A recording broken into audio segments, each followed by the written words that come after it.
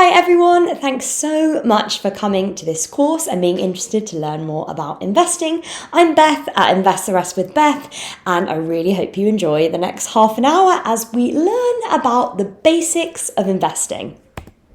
First, just a bit of a disclaimer, this presentation is purely for educational purposes. I'm not a financial advisor, so please don't take any of this as personalised financial advice. Always do your own research before making any financial decisions. Okay, so a bit about me. This is me, and here's a QR code to my Instagram account. If you don't follow me yet, then please do go check it out. So I'm a financial educator, and I haven't always been an investor. In fact, I came to the world of investing through quite a strange route. I used to be an actor, and that was my full-time gig. And whilst I was acting, I actually worked part-time in an admin role for a small family investment office.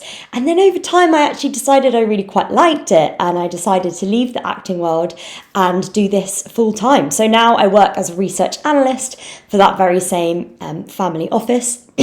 And I've started Invest the Rest with Beth on Instagram and YouTube. Hopefully I'll be on Facebook and TikTok and all that in the future. But yeah, I started that with my passion to help you guys learn about investing, start investing, break down the jargon, and yeah, make it feel like less of this huge, scary, daunting topic. So why bother? That's the main question, right? What's in it for you? What's the point of you spending all this time learning about finance and educating yourself? Is it really worth it? Well, when the magic of compounding combines with investing returns, you can build serious wealth. In fact, Albert Einstein is famously said to have called compound interest the eighth wonder of the world, stating that he who understands it earns it, he who doesn't pays it. Now, we're going to get back to that latter half, he who doesn't understand it pays it, at a later point in the presentation. But for now, let's take Albert Einstein's words and try and understand compound interest. So I've got a lovely little graphic here to try and help us. Just first things first, compound interest and compound returns are basically the same thing. Compound interest is usually the terminology we use when talking about banks and savings, but compound returns is the terminology we use when we're talking about investments, pensions, that kind of thing. Anything that's invested, we talk about returns, so compound returns. So just to give you guys a clear example, I've got this 5-year kind of visual example of compounding returns. We're assuming here that you're starting with an £1,000 pot of money and that you're not going to put any more money into it, it's just the £1,000, and over 5 years, you're going to compound your returns at 7% average annually. So in year one, you get 7% of £1,000, so £70 is added to your pot. Then in year two, because your pot is actually slightly larger at the beginning of year two, it's £1,070, you actually get £75 interest that year. So as that goes on, you get £80 interest in year 3, 86 in year 4, 91 in year 5, etc. And, you know, as the decades roll on, that becomes even more kind of extreme, and it really starts to snowball. So it's this idea of returns being made on previous returns. Just to give you a visual idea of what that can look like in the longer term, this is a graph showing you, let me just get the rest up. This is showing you what long-term investing over 35 years could look like. Now, instead of starting with £1,000, we're assuming that you're age 30 right now, and you're actually starting with £0, nothing to start with. But you're going to invest £250 every month from now, and for 35 years till you're 65, and you're going to achieve a 7% average return on your investments over that period. So the same return as we were looking at in the previous example, but just extended period of time. The orange bars on this chart actually show you the accrued interest. It's actually the accrued return. It's just this specific tool I used calls it interest. So over time, you can see the orange bars actually get more and more, like larger and larger over time, and actually they overtake your deposits, which are the blue bars. So, you know, from 20 years to 35 years, that kind of snowballs in such an extreme way. We can see at the bottom here, this calculation for the 35 years, it shows you that you have deposited £1,005, but your actual future pot could look like £452,890. So you've got almost £348,000 just from compounding returns. So you've put in 105, you've got 450k at the end of 35 years. So that shows you that serious wealth can be made by investing. Let's go on to the next slide. If you don't invest, if we take all the very same assumptions but just look at saving, this is what your final pot might look like. So you're putting in the same amount, £105,000 over the 35 years, but unfortunately your pot only grows to £185,000. So only £80,000 has been your total compound interest in this example. So, not as good. And also, we are assuming here that you are getting a 3% average interest rate on your savings, which is probably quite ambitious because over time the interest rate will likely come down to more like 2%. So actually it might be more like 2% average over that time frame of 35 years. Who knows what the future will hold, but let's say 3% is a little ambitious, so it might not even look as good as this chart is showing you. But the takeaway from these two are that, investing can genuinely give you triple, quadruple the amount that saving can over long periods of time. So what about retirement? If you want a comfortable retirement, this is another great reason to start investing as soon as possible and let time in the market do the heavy lifting for you.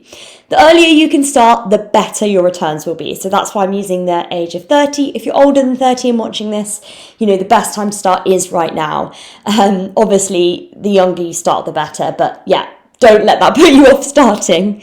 But the good news, you might already be an investor without even knowing about it through your workplace pension if you're an employee. If this is you, I recommend getting in touch with your pension provider to find out what you're invested in, to consider upping your contributions because there are tax advantages to doing so. But put simply, this is your responsibility and could be the difference between hundreds of thousands of pounds extra in retirement. So thinking about this now is going to be a fantastic idea for future you, and you'll thank yourself. Just a quick did you know? Did you know that 90% of Warren Buffett's wealth was actually accumulated after he hit the age of 65? And he started investing at age 10. I think he's around 95 now. So I believe that's up to date with his current age. But it just shows you that by compounding his returns over 55 years, he was able to create 90% of his total net worth since that point, which is just crazy to me. Just before we move on from this slide, I've put this figure here. It's £12,547 per annum, and this is the current state pension as of 2026-2027. Now, to have a comfortable retirement, I would suggest that you will want slightly more than this income to, be comfortable and to be able to be not living an incredibly frugal retirement. There are, of course, various stipulations to even qualify for the state pension. I think it's having national insurance contributions for 30 or 35 years. I can't remember which one. But basically, if this is all you're relying on for your pension in retirement, it's going to be incredibly hard to live on. So what can you invest in? You've heard about you should invest in, but what should I actually invest in? These are all different types of assets that you can invest in on this slide. So just running through them, we've got Rolex watches. Good for you if you can afford that kind of investment. You got classic cars or fast cars, gold, maybe other types of jewellery, property, that's a big one.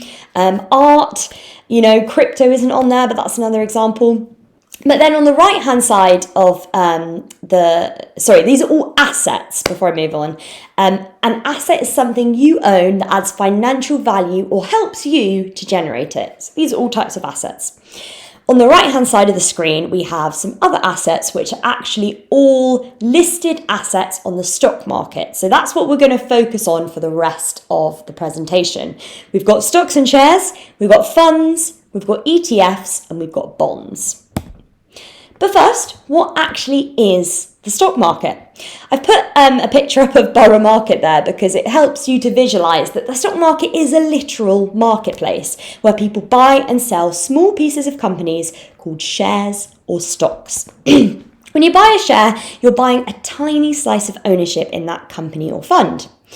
If the company grows and becomes more valuable, your share will grow in value too. If it struggles, the value can fall. And this is why people say that investing carries risk. You might also hear people talking about the New York Stock Exchange or the London Stock Exchange. Now, these are parts of the wider stock market and are where you can physically trade shares. So think of the stock market as kind of the umbrella term for the entire ecosystem, whilst a stock exchange is a specific place under that umbrella where trading happens. Exchanges ensure that trading is fair, transparent, and regulated, so they're there to protect you. Okay. Stocks, shares. These are different words for the same thing. A company will have a certain number of shares in issue. And to own a company, you need to own all of the shares. It's that simple. Publicly listed stocks/shares are single units of company ownership, as we said in the last slide. And by owning a stock, you own a tiny piece of that company. They're typically considered to be higher risk assets because you're investing in just one company. So if that company does really well, you'll do really well. If it does really badly, you will do really badly from it. There are typically hundreds of thousands to millions or hundreds of millions of shares in any given listed company. ETF stands for an exchange traded fund. This is a typical fund that often tracks an entire market. For example, an ETF that tracks the global stock market or the US stock market. An ETF is a basket of many different types of investments, meaning it gives the holder instant diversification and helps you to spread your risk. ETFs are usually passive, which means that they're not actively managed by a fund manager, and therefore they're low-cost assets to hold. Unlike ETFs, funds are often actively managed, not always, but often, by a fund manager. A fund also consists of a basket of different investments, so it is offering that same level of diversification as an ETF. Now, a fund manager is trying to beat the market by achieving a better return on your money. It's always worth checking that they are actually achieving this, because sometimes they will underperform and then you've paid a slightly higher fee for holding that fund in the promise that they will outperform. But actually, if they've underperformed, then you're going to feel like, oh, I don't want to be paying for this. So it's always worth checking that they're actually doing what they say they will if you're buying an actively managed fund. A bond is considered the lower risk type of investment because a bond is a loan that you give to a government or a company, and in return you're given a fixed interest rate for the term of that bond. So let's say you buy a 5-year bond, you're given a 4% yield, is the word we use to talk about this interest rate, a 4% yield along the whole 4 years, and you get that every year. And then at the end of your 5 years, you then just get your money back. So it's a very low risk type of investment, especially in a government context, because you're going to get your money back at the end, and you also get that little bit of income along the way as well. Okay, sounds good. When should I start?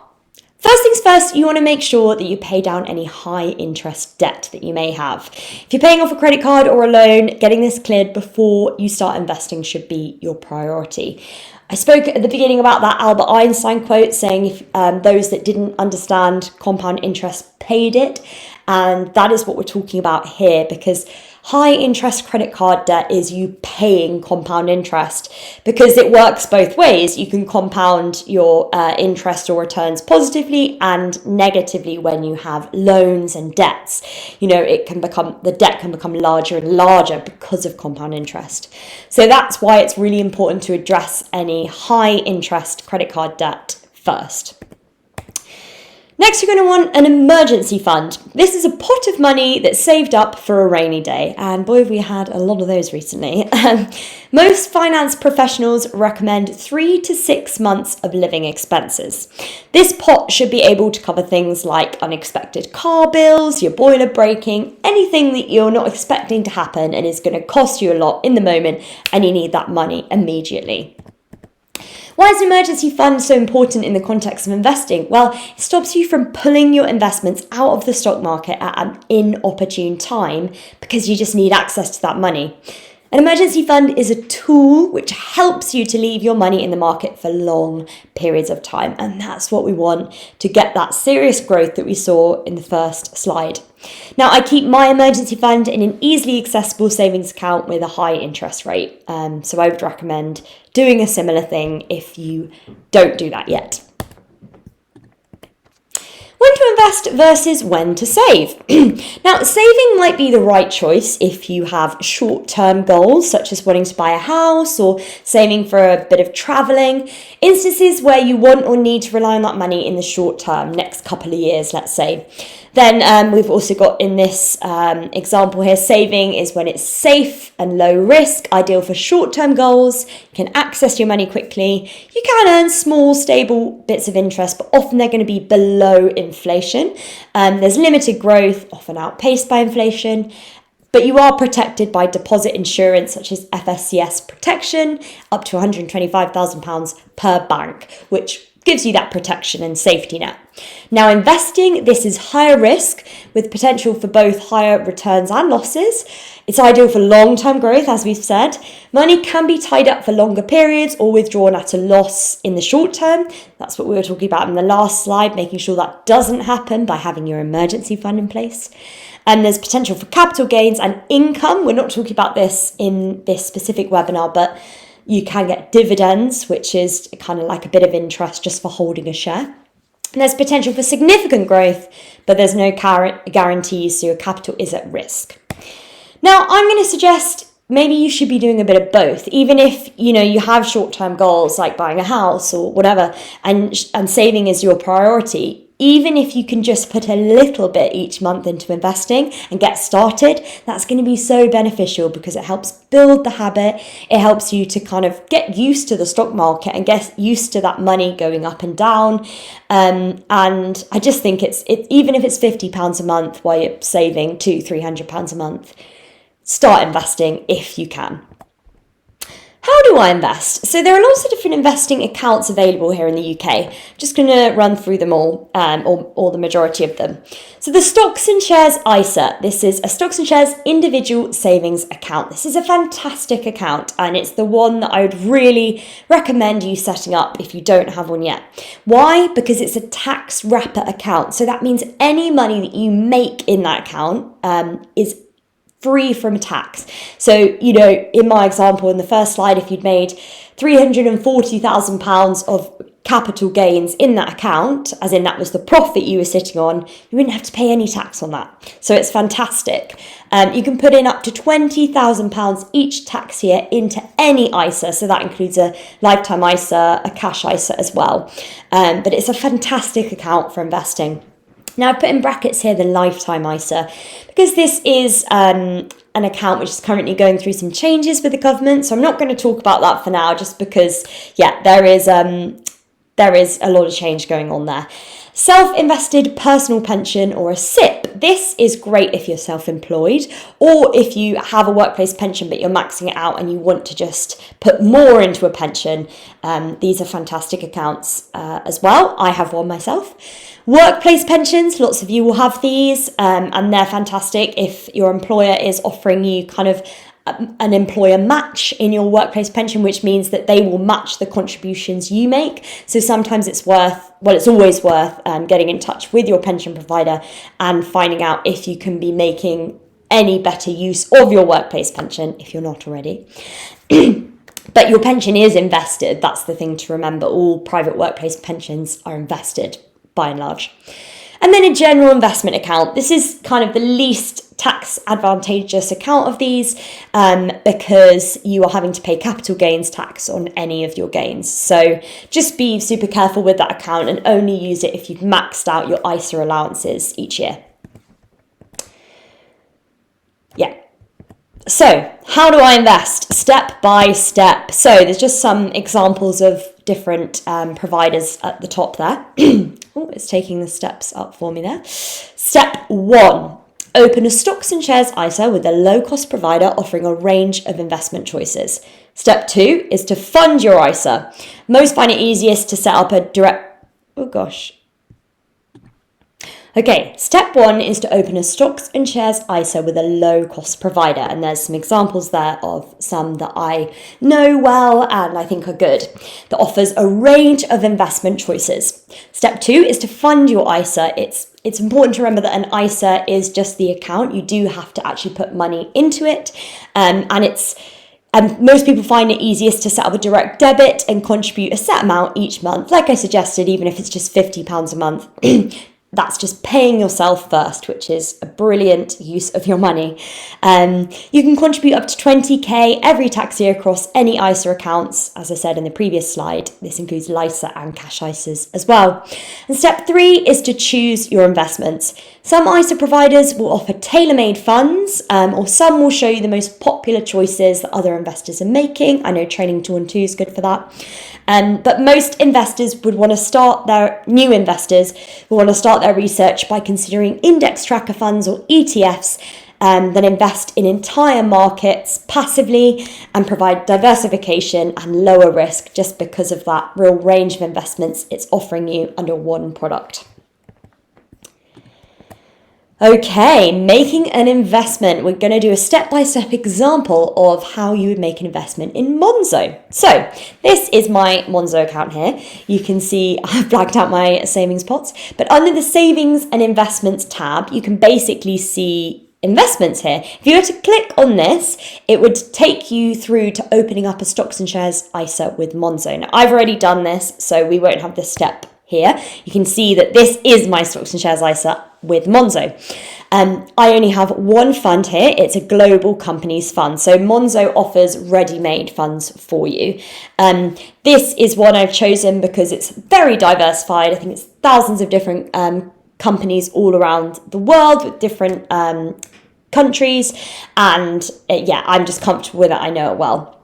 So you can see here I have stocks and shares ISA, and that's how it's performed so far. I opened it in November, I believe, so it's quite new. Then if you clicked on manage, you would see this screen, and here you can see that you can add more funds. So you could choose a different fund to start investing in, or you could transfer an ISA, any of those other options, or you could make an investment. So if you clicked invest, this would then take you to this screen, and you could see that you could do a one-off investment, or if you toggled the regular investments, you could set up your direct debit there. But let's just go back, because you could also choose to add more funds. So I'm just going to show you what that would look like as well. So this is the fund options that they have. So they don't have tons of funds on Monzo, but they've made it very nice and easy for beginners. So we've got ready-made funds here, careful, balanced, adventurous, shows you their average annual return as well. And then if you toggled along, you can see themed or geographic. The fund I'm in is under geographic, but let's look at the balanced fund here that's saying it's giving 7.6% average annual return, which is in line with what we saw on the first slide. So, that's pretty decent. This is what their balanced fund looks like, and you can see here that it's actually performed pretty well over time, 50.44% since it was started in 2020, and it tells you just a bit about that investment fund. And so you can just find out more information there, and then you could choose to add the fund if you wanted to. Hope that's helpful. Oh, and it's worth saying I have a code for Monzo if you did want to start investing through Monzo. So just comment on here, code or something like that, and I will be able to get that to you. So we're wrapping up. It's the practical takeaways section. So investing over the long term can build serious wealth. The sooner you start, the better, really. Boring, consistent investing is the way to go. When you're ready to invest, open a stocks and shares ISA and choose your investments. Make sure not to invest money that you need in the short term, and prioritise your retirement whilst you're young. Just to finish up, I wanted to share this slide with you guys. It shows you the US stock market, or the large companies in their indexes, since 1824. So it's going back a long way. Now, I hope this reassures you, because history tells us that the stock market has always grown, over the long term.